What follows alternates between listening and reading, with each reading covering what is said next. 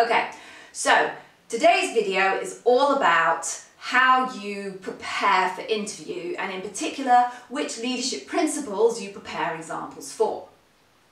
So, there are, as I hope you know by now, 14 leadership principles that Amazon interviews candidates for at interview. Not all 14 leadership principles will be interviewed for at any given interview, and equally, in order to be offered a hire in Amazon, you don't have to raise the bar. That means being better than 50% of the current population at that level on every single leadership principle. Each role will have key leadership principles that they care the most for, and the hiring manager will determine that with the recruiter, and they will decide which leadership principles you get interviewed for across your phone screens and across your panel interviews. So preparing for all 14 is, number one, unnecessary, but equally going to be really difficult. To get 14, even like 24 examples, because you're going to want a couple of examples for each leadership principles, examples that are really stellar from your career in the past is going to be super difficult for even the most experienced, most stellar candidate.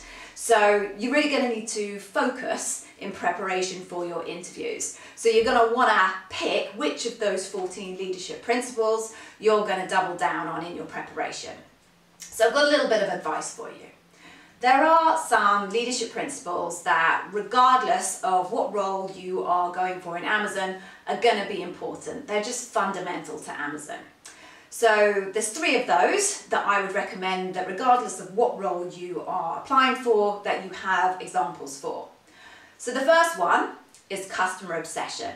Now, when Jeff Bezos launched Amazon, his vision was to have the most, I think it was Earth's most customer-centric company. I think that was the phrase.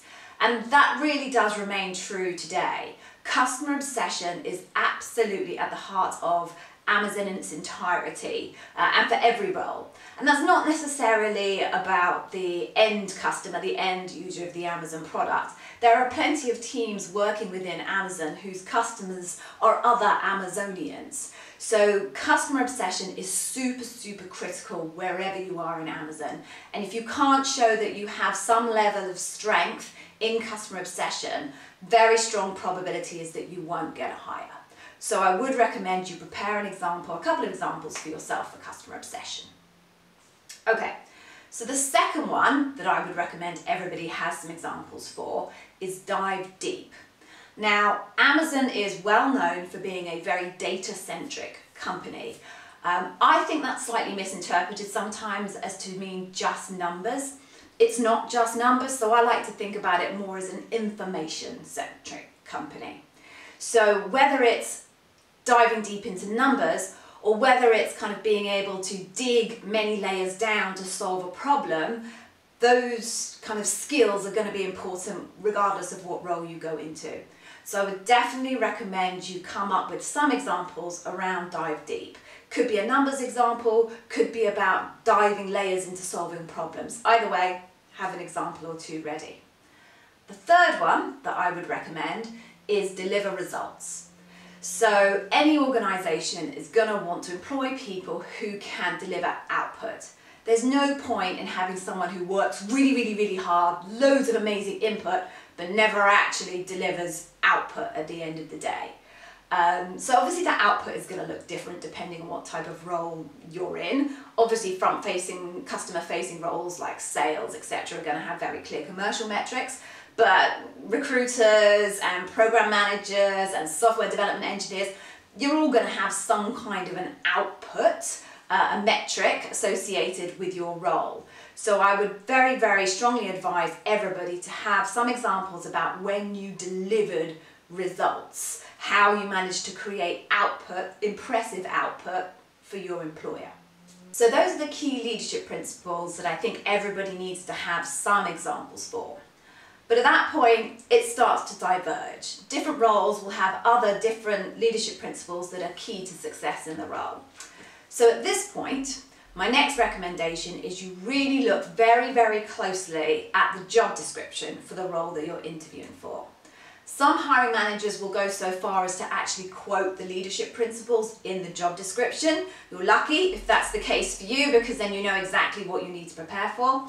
In other cases, you're going to need to do a little bit of interpretation yourself. So look closely, look for keywords in that job description to give you some indicators towards what the most important leadership principles are going to be in that role. The final thing I would suggest is just ask your recruiter. The recruiter's on your side, right? You two have a shared goal, which is for you to get hired. If you get hired, your recruiter hits target. So they are absolutely on your side as far as this process is concerned. And if they can tell you something, trust me, they will. So when you've done your research and looked at the job description and had to think about it, speak to your recruiter and say, what are the key leadership principles for this role that I'm recruiting for? I've looked at the job description, this is my best guess.